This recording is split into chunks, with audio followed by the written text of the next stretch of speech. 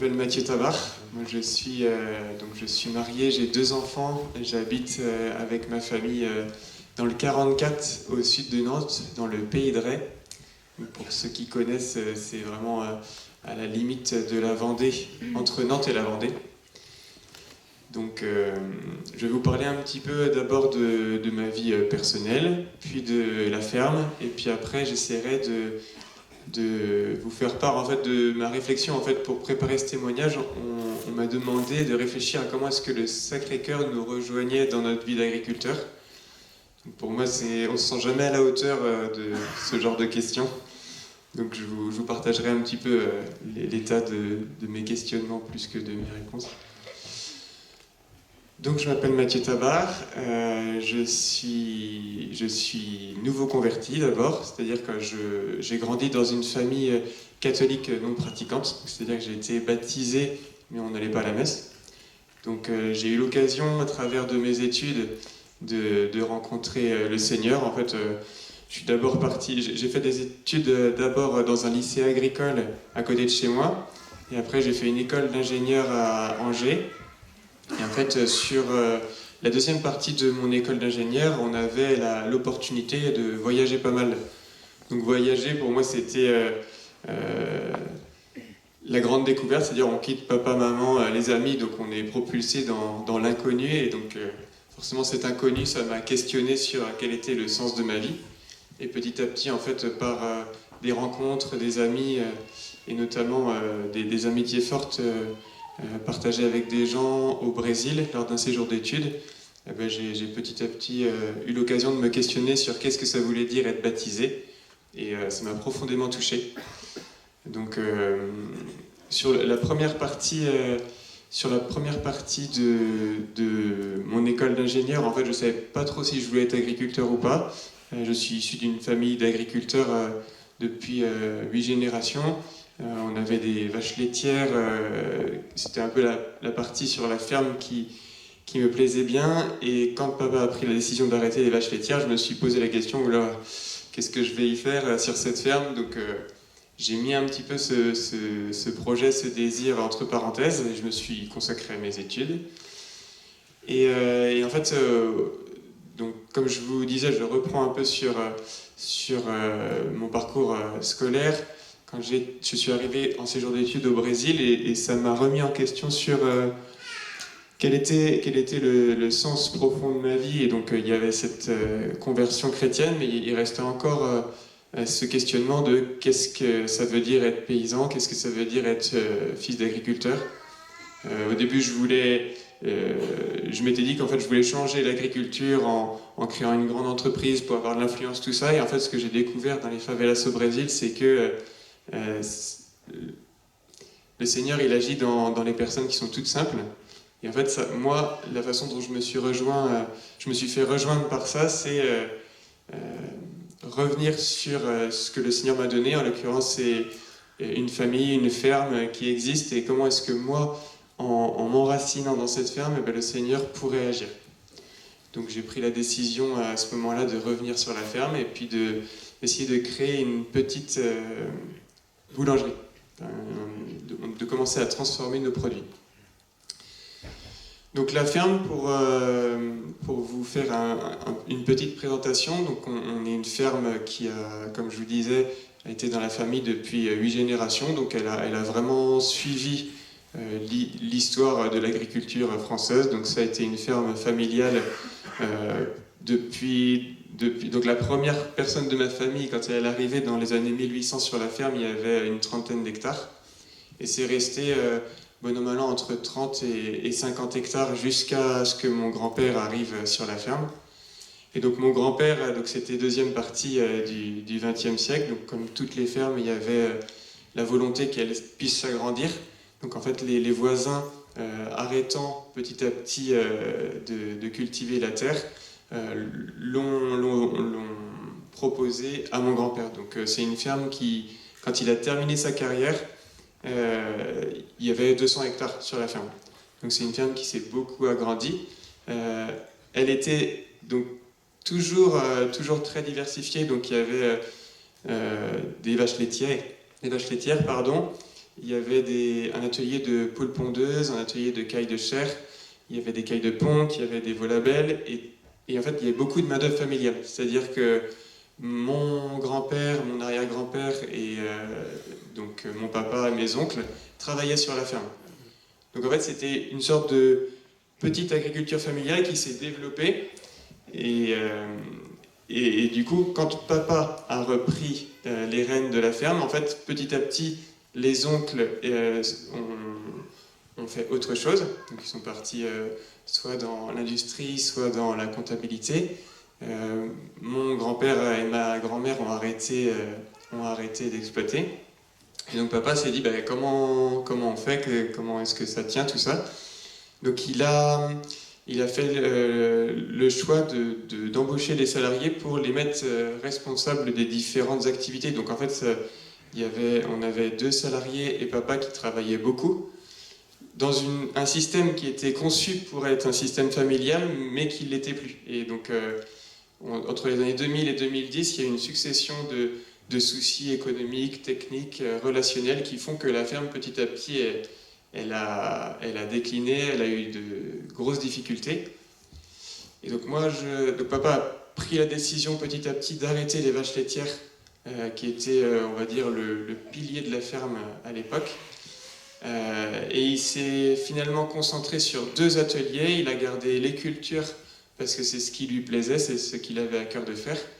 Et il a gardé l'élevage de gibier. Je ne vous ai pas trop parlé de ça. En fait, l'élevage de faisans et de perdrix. On est dans un bassin, le Pays de Ré, où il y a beaucoup d'élevage de faisans et de perdrix. Il y a une petite coopérative qui s'en occupe. Et donc, lui, c'est ce qui lui permettait d'assurer sa subsistance, d'avoir une rémunération. Parce qu'on est dans des terres, le Pays de Ré, qui sont très hydromorphes, très difficiles à cultiver. Donc, les grandes cultures, c'est difficilement rentable, c'est difficile d'en tirer un revenu. Voilà le tableau. Donc, moi, j'arrive là-dedans. Donc vous imaginez bien que si j'arrive et je dis papa, t'as déjà du mal à tirer un salaire, donc maintenant on va en tirer 2, ça passe pas, le calcul marche pas. Donc il fallait apporter quelque chose. Et donc ce qu'on a décidé de mettre en place ensemble, c'était de la transformation à la ferme. Donc quand je suis arrivé, on n'avait pas le droit d'avoir de prêt parce que la ferme était en difficulté, donc on a vraiment commencé de briques et de broc. Et puis petit à petit, en fait, on a développé cet atelier quand on a vu que ça pouvait fonctionner, que ça nous permettait d'avoir une petite rémunération tous les mois. Et en fait, tout ça pour dire qu'en fait, on a développé cette partie de transformation et vente directe de nos produits. Et aujourd'hui, en fait, on a le bonheur de travailler à 8, on est tous payés, et en fait, on est très heureux de ce qu'on y vit. Quand j'ai commencé, en fait, il y avait beaucoup de doutes, et je pense que le Seigneur, il nous rejoint aussi comme ça. En fait, quand on manque d'espoir, en fait, là naît l'espérance. Et je me rappelle, en fait, des débuts où je suppliais le Seigneur de nous aider, de nous montrer ce qu'on devait faire, parce que je ne savais pas du tout si ça allait durer toute cette histoire. Et du coup, aujourd'hui, en face de vous, je me permets de prendre le temps de lui rendre grâce, parce que c'est vraiment très beau ce qu'on a pu vivre, et je souhaite à tous les agriculteurs qui peuvent avoir des difficultés de vivre ce qu'on a vécu. Donc malgré tout, je vais peut-être essayer de faire vite parce qu'il faut laisser la place pour les autres. Mais malgré tout, en fait, toutes ces grâces, on est toujours très fragile spirituellement. C'est-à-dire qu'il y a toujours plein de doutes, on a toujours du mal à faire confiance. Et donc du coup, c'est notre condition d'homme qui fait que je pense, même si on sait que le Seigneur est toujours présent, même si on sait qu'il nous soutiendra toujours, on est toujours en difficulté pour se remettre complètement à lui. Donc je vous parle de ce qu'on a traversé, mais en fait, tous les ans, en fait, je me dis ah, mais est-ce qu'on va y arriver? Est-ce qu'on va passer l'année prochaine? Donc c'est un combat.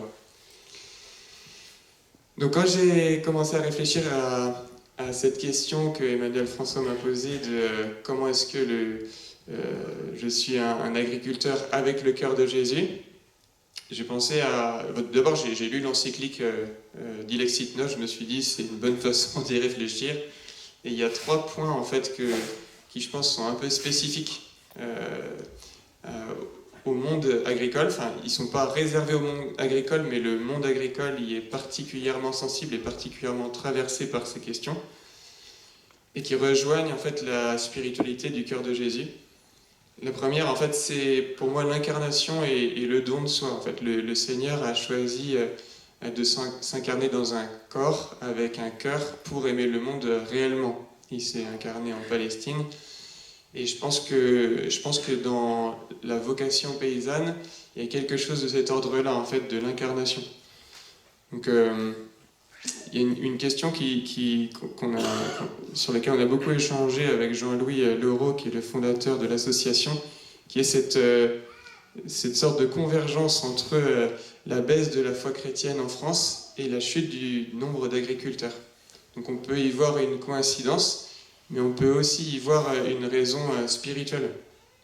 Et donc moi, c'est un peu aussi mon parcours de foi, donc j'y vois aussi quelque chose de personnel. En fait, c'est plus je me suis senti proche de la terre, et plus je me suis senti proche du Seigneur.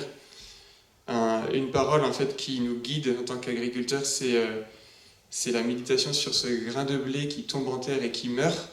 Moi, je pense que c'est un petit peu ça notre parcours d'agriculteur. On vient souvent, en tout cas moi c'était mon cas, on vient toujours avec plein d'idées, plein de désirs de changer le monde, et puis petit à petit on s'aperçoit que c'est le monde qui nous travaille, qui nous change, et c'est une façon de mourir en fait, dans un sens positif en fait, c'est-à-dire d'épouser cette terre, d'épouser ce lieu qui nous a accueillis.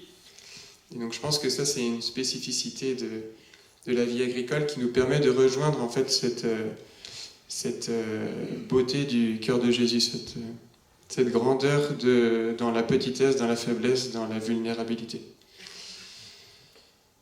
Voilà, en fait, on bute toujours, quel que soit son âge, sur les limites de notre terre. En fait, on peut être le meilleur technicien du monde, en fait, quand on a une terre qui est gorgée d'eau, ou quand on a une terre qui a un faible potentiel de rendement. En fait, on ne va pas changer ça du jour au lendemain. Donc, il faut l'apprendre, il faut l'accepter, il faut apprendre à l'aimer. Voilà cette dimension de l'incarnation et du don de soi. Une deuxième spécificité, je pense, du métier d'agriculteur pour toucher du doigt en fait cette contemplation du cœur de Jésus, c'est le lieu d'exercice de la confiance. Nous, on a à cœur dans ma famille le soir de terminer notre prière en mettant notre confiance dans Jésus. On dit: cœur sacré de Jésus, nous avons confiance en vous. Et en fait, il y a quelque chose, comme toute prière, en fait, il y a quelque chose qui peut devenir mécanique, mais je pense profondément en fait que le Seigneur nous rejoint dans ses prières fidèles, et en fait, au fur et à mesure des épreuves qu'on traverse, en ayant remis chaque soir notre confiance dans le cœur de Jésus, en fait, lui-même vient nous donner cette confiance dont on a tant besoin. Donc pour moi, c'est une prière qui éduque, et en tout cas, à travers les épreuves qu'on traverse, elle est profondément importante. Il y a aussi une façon d'exercer la confiance dans le monde paysan, c'est que, en tout cas, c'est le cas pour toutes les productions, mais je vais parler plus de ce que je connais, c'est qu'en fait, chaque année, on commence à zéro dans les cultures. C'est-à-dire qu'il y a les moissons, et on tourne la page. Donc il y a des années comme l'année dernière, ça fait plaisir de tourner la page, c'est-à-dire qu'on moissonne et on repart sur quelque chose de nouveau. Et ça m'a un peu fait écho à ça quand Fabrice Adjadj parlait de savoir en fait qu'il y a une crise, et en fait que de toute façon en fait c'est voué quelque part à l'échec. Mais pour moi, je compléterais ça avec cet espoir qu'on a quand on sème une nouvelle parcelle qu'on a pris du temps à préparer. En fait, tout recommence, c'est comme si tout pouvait en fait revivre plus pleinement. Et donc, des fois ça marche pas, souvent ça marche pas complètement comme on a envie, mais il y a ce cycle en fait de le Seigneur va nous rejoindre, on va pouvoir avoir un nouveau souffle. Et après, en fait, c'est là que la crise elle prend vraiment son sens. C'est-à-dire que quand on traverse une souffrance, mais qu'en fait on n'y croyait pas au début, quelque part on ne vit pas profondément ce que le Christ veut pour nous. Je pense qu'il faut vraiment avoir cette aspiration à la vie, et c'est la grâce qu'on a en tant que paysan, en fait, c'est que on est plein de fois lancé dans cette aspiration à la vie, Et après, si on souffre, on essaye de souffrir avec le Seigneur, on lui confie nos peines, mais il faut garder cet espoir. Et en fait, cet espoir, quand il s'amenuise, c'est ce que je vous disais tout à l'heure, en fait, plus il s'amenuise, plus le Seigneur prend la place de cet espoir et ça devient de l'espérance. Voilà. Et le troisième point aussi dans lequel je me sentais rejoint, ce qui fait un petit peu écho à la confiance, en fait, c'est la façon dont on traverse l'épreuve et qui nous mène à la consolation. Donc, l'année 2024, j'ai noté l'année 2024 comme exemple parce que pour moi, c'était profondément ça. En fait, j'ai été tétanisé. En fait, je me rappelle d'un conseil d'administration des Journées Paysannes où j'ai demandé à ce que le conseil puisse prier pour nous aussi, parce que je ne savais pas si on arriverait à finir l'année. En fait, chaque année, on doit rembourser les prêts qu'on a souscrits à la banque pour pouvoir mettre en place nos cultures, et je voyais que les cultures, on n'a quasiment récolté aucune céréale, on n'avait pas encore semé... on avait vu les céréales qui tombaient malades, on n'avait pas encore semé le maïs et le tournesol. Je me suis dit, mon Dieu, comment est-ce qu'on va pouvoir terminer l'année ? Et en fait, quelques semaines, donc c'est certainement le fruit de la prière des amis des Journées Paysannes, que je remercie, mais quelques semaines après, en fait, il y a une sorte de grande grâce d'abandon qui est venue, en fait, où je me suis dit, quelque part, le Seigneur, tout est dans ta main. Et je pense qu'on a tous plus ou moins fait cette expérience-là, en fait, de se dire, j'arrête de m'accrocher à mes inquiétudes, je les dépose dans le cœur de Jésus, et lui, en fait, il nous récompense par cette grâce de l'abandon. Donc, en fait, moi, ce que je pense profondément, c'est que quand on vit cette épreuve, qu'on est sincèrement impacté par cette épreuve et qu'on la confie au Seigneur dans la confiance, c'est un acte de consolation. Je pense que le Seigneur est consolé de toutes ses ingratitudes quand les personnes qui souffrent se tournent vers lui par amour et par confiance comme des petits-enfants. Et je pense que c'est aussi une chance qu'on a en tant qu'agriculteur de pouvoir appeler le Seigneur Père, parce qu'il a tout créé et en fait on y est confronté au quotidien, on a besoin de lui, on ne peut rien faire sans lui.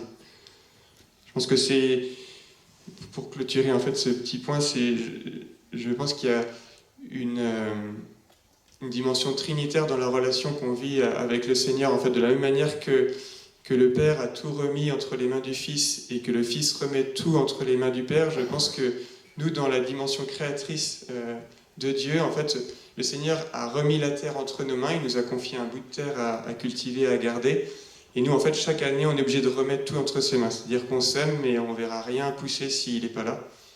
Et donc, je pense qu'on a cette chance qu'il faut saisir d'être des consolateurs par la confiance qu'on met dans le Seigneur, y compris dans les épreuves. Voilà, donc c'est les 3 petits points que j'avais notés. Je pense que si on arrive à faire sien cette vocation chrétienne dans le monde agricole, petit à petit, en fait, on va approfondir l'amour qu'il a pour nous, on va le vivre, il va s'incarner dans notre cœur et on pourra aussi le retransmettre à toutes les personnes qui cherchent Dieu et qui tournent autour de nos fermes et qui viennent à notre rencontre, qui nous posent des questions. Donc je pense qu'on est vraiment appelé à être des agriculteurs du Christ pour lui, pour sa gloire. Et je pense qu'on est tous appelés à faire de nos fermes des petites Nazareth. Tu as dit que tu es d'une famille qui n'était pas pratiquante. Comment est-ce que ta famille t'a suivi, tes parents, parce que tes enfants aussi te suivent, mais voilà comment ça s'est passé, comment tu as pu en parler à ta famille? C'était assez radical, la conversion, donc ils n'ont pas tardé à le savoir. Je pense que mon papa, il a beaucoup de pudeur, donc en fait, il m'a dit, il m'a expliqué que lui aussi, il était catholique et que c'était important pour lui la foi, mais par contre, ça s'est pas forcément traduit dans la pratique. Je pense ça reste un mystère pour moi, en fait, ce qu'il vit avec le Seigneur, mais je suis persuadé qu'il vit quelque chose. Et des fois, il y a des pépites, en fait, qui me sortent. Des fois, quand moi je stresse du temps qu'il fait ou de comment est-ce qu'on va faire finir à l'année, lui, il a traversé tellement d'épreuves, en fait, que je pense que le Seigneur, il l'a rejoint sans que forcément ça s'est traduit de manière officielle. Mais il m'a dit un jour, on a fait ce qu'il fallait, le bon Dieu fait le reste. Donc, je pense qu'il me devance. Et puis ma maman, elle a repris la pratique, effectivement. Et mon petit frère m'a dit quelque chose qui m'avait beaucoup blessé. Il m'avait dit, j'ai l'impression d'avoir perdu mon frère. Donc il y a eu des réactions assez différentes et en même temps on a petit à petit réappris. Moi j'ai essayé d'être un petit peu plus posé dans ma façon de parler de Jésus en famille. Et mon petit frère, je pense qu'on renoue une relation une relation saine de frère. Et je pense j'espère que petit à petit ça va aussi pénétrer son cœur.